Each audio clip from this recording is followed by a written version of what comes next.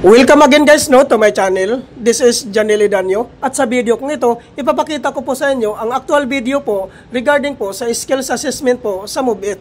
So dito guys, kung napapansin nyo po dito guys sa video ko na to, ito na po mismo ang pinaka-actual video po sa skills assessment po sa MOVEit po. So before naman po tayo sasalang dito, dadaan po muna tayo ng orientation.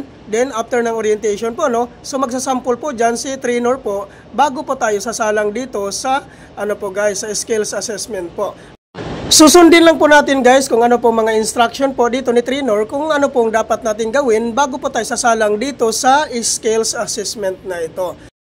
Kailangan nyo lang po guys, obserbahan nyo po ang mga nauna po dito sa inyo sumalang sa skills assessment. Para po, pag once kayo na po ang sasalang dito, napakadali na lang po ito gagawin. So, ito po kasi yung pinaka number 1 na requirements po guys bago po tayo magiging isang MOVEit riders. So, once na maipasa nyo ito, automatic po guys, ma-activate po kayo within the day.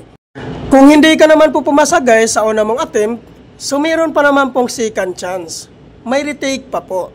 So pag once retake na po, automatic guys, kailangan pag-aralan mo na po na mabuti para po makapasa ka po sa skills assessment na ito.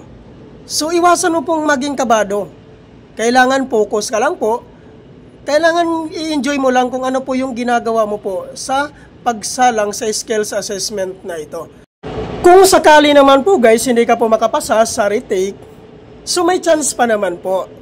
Bumalik ka na lang po the other day hanggang sa makapasa ka sa skills assessment na ito. Ito po yung mga chance po na para po pinagbigyan po lahat ng mga riders na gusto pong maging isang MOVEit rider.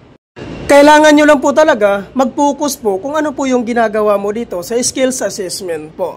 Huwag magmadali, kailangan dahan-dahan lang para po makukuha po natin ang tamang clearance sa pag-ikot po natin dito. Kailangan dahan-dahan lang at kailangan po guys, wag po gumamit ng brake po sa harapan. Kailangan puro po sa hulihan ang gagamitin mong brake para po makontrol mo po ang takbo ng iyong motor. So gano'n lang po kasimple po guys Kahit po mabagal ang takbo mo dito guys, ang kailangan po maipasa mo lang po ito ang skills assessment na ito. Dahil pag once maipasa mo po ito, so napakasarap sa pakiramdam po guys na magiging isang MOVEit riders ka na po. So, ganun lang po kasimple po, So, gaya nito po.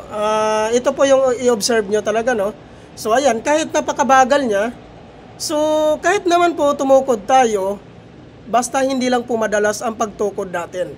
So, dahan-dahan lang talaga ang kailangan natin dito. Ito po yung pinaka-importante po, na hindi naman po required talaga na kailangan nating magmadali or kailangan nating bilisan. Pag once binibilisan po natin guys, yung natin dito guys, pag-arangkada, so hindi ka rin po papasa. Kung maitawid mo man yan or kung makapasa ka man dito or sakasakaling matapos ka dito sa pag-ikot din, mabilis naman po yung ginagawa mo, so ang tawag po doon guys, reckless din po yon.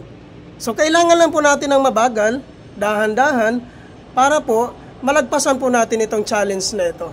So ito lang po yun ang pinakamahirap na challenge po para po sa ating mga MOVEit riders po So pag once may pasa nyo ito, so napakasarap sa pakiramdam po na maging isang part ka na ng MOVEit riders. Thank you for watching.